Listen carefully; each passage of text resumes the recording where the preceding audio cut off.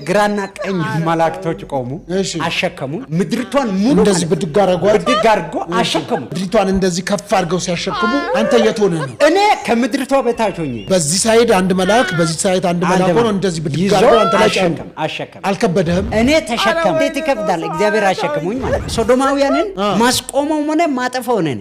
በዚህ ዓለም ከኔ በኋላ ነብይ አይነሳ። እንደዚህ ስም የመጥራት አገልግሎት ሚስጥራትን የመግለጥ ነገር አለ። ለምሳሌ እስኪ ያውልቅ ቅንድብም ጭምር ቆጥረላል። ቅንድብ እንደዚህ የኔን ቅንድብ ስንት ነው? እኔ ቅንድብ ማለት ጌታ ዘገልጠኝ አገልጋይን ነካሰው ራሱ ነው የሚጠፋው ማለት ልቀቅ ሳንል ራሱ ይለቃል። ልቀቅ ሳንል አሁን ብዙዎቹ አሁን አገልጋይ ነቢያት እንዲህ ነው። አንተ ዘይት ቀርቶ ለምን ኩበት አይሸጥም? ነቢያት የአበሻ መድኃኒት እዚህ አዲስ አበባ እኮ ውድ ብር እኮ እየተሸጠ ነው።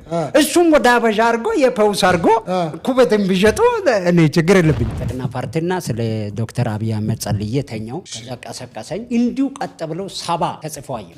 ከዛ 70 30% ከ130 እና ከ170 ተጽፎ አየውና ምንድነው ብዬ ስጸልይ ይሄኛው 70 የብልጽግና ፓርቲ ምርጫ ላይ የሚያሸንፈው ነው፣ 30 ደግሞ የተፎካካሪ ነው። ማን እንደዚህ ነገረህ? ራእይ አየሁ። ተመልሰተኛ ወይስ እኔ ጋር ደውለ ምታጣው የታምራት አገልግሎት የለም። ኮቴ ቁጥርም ጭምር ነው የምጠራው። ኮቴ ቁጥር ማለት ጫማ ቁጥር ማለት ኮቴ ጫማ ቁጥር ቅድምም ትቆጥራለህ። አሁን አንድ ስልክ ብደውል ትተነብይለታለህ? አሁን በዚህ አንድ ሰው ጋር ልደውል በአፍ ቃል ነው የምትያዘው። እና ያስጥልን አንድ ነብይ ጋር ነው ያለሁት ቀረጻ ላይ ነኝ ስቱዲዮ። ማንኛውም ሰው ጋር ይደውልልኝ እተነብይለታለሁ በትክክል ብሏል። ስለዚህ አሁን አንተ ጋር አያቅም ማንሁን ምንሁን አያቅም ፒከር ላይ አድርጌ ቀጥታ የሚተላለፍ ፕሮግራም ነው የሚለውን ብቻ ስማውና ታረጋግጥልናል። አንተ እንዳልነገርከው እኔ በምን እነግረዋለሁ? እኔ እኮ አልነገርኩትም። ይኸው አሁን ስፒከር ላይ አድርጌያለሁ። እኔ ማንሁን እንደሆነ ነግሬያለሁ። አይ አልነገርከኝ። የኢንተርቪው ሜዳ ላይ አሁን እኔ ካንተ ጋራ የማወራውና ለህዝቡ ማስተላልፈው እንጂ ማስበው ስለዚህ ጉዳይ አይደለም ማስበው። አንተ ነህ እንደምታስበው አስበህ ነው እንደምትናገረው። ለምንድን ነው እኔ ታዲያ አንተ የምጠይቀኝን ጥያቄ ሳላስበለት ነው ለሱ የምትነበየው? አስበህ ነው እንዴ? ዘፈን ላይም ገብቼ ነበረ ሞክሬ ነበረ። ከዛ በፊት ማገለግለውን መጽሐፍ ቅዱስ ቀምቼ ሽጬ ጠጅ የጠጣው ሰው ነኝ።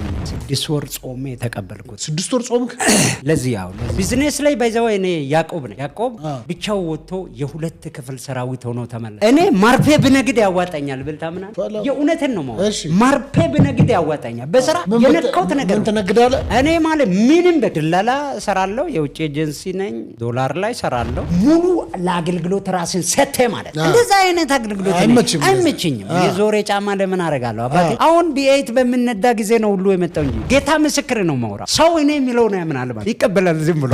በተለይም ፕሮፌት ወይም ሐዋርያ እስራኤል ዳንሳ ላይ ከዚህ ከዳይመንድ ጋር የነበረ ግርግር ነበርና አግሬሲቭሊ ተቆጥተህ ስትናገር ነበረ። ያንን ሐሳብ ለምን አነሱ የሚለው በምን ምክንያት ነው? 60 ሚሊዮን የሚያወጣ ምናምን